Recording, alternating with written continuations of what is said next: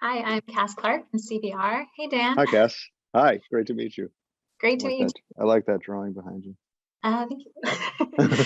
Well, my first question for you. So, Metal Lords is in part about how people come together through music, and then Mhm. also what it's like to have a creative partnership and how that can be difficult. So, especially as someone that works in a show like Game of Thrones with longtime creative partners, how much of that came from, being in bands or working on shows? Like, where did that come from? It's funny. It came more from being in bands when I was the age of the characters in the show. But Hmm. it is interesting. I never even thought about it until you mentioned it now. But like David and I were friends for a long time before we worked together. And Yeah. Hunter and Kevin's friendship definitely like what we see them doing. The band practice at the beginning of the movie is the first band practice they've ever had, and one of them is really ready for it, and the other one is not really ready for it.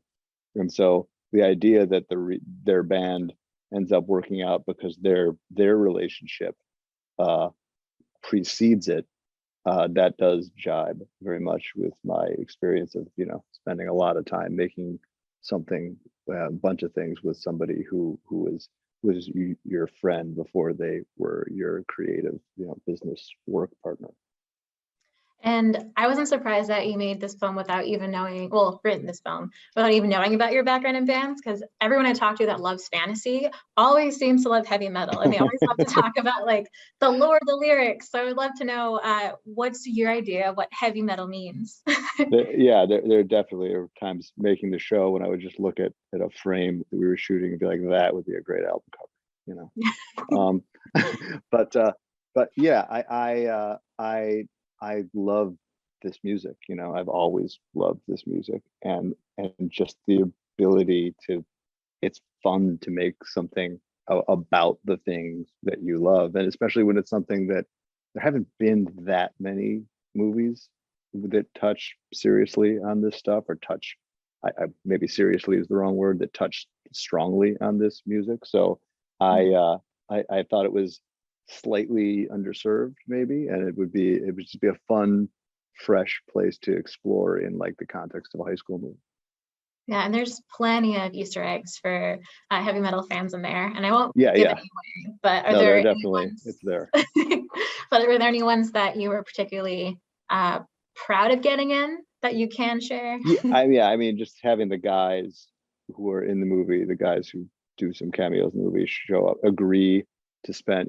They're busy people and they have other things they could be doing, or they could just be watching TV on their couch. So to have them take a day away from the other things that they're doing to come and be a part of this love letter to what they made, Mhm. and it's one of those, you want the time machine to tell your 15-year-old self that someday you're going to be sitting around a fake hot tub with this collection of guys commenting on what's supposed to be happening in the fake hot tub.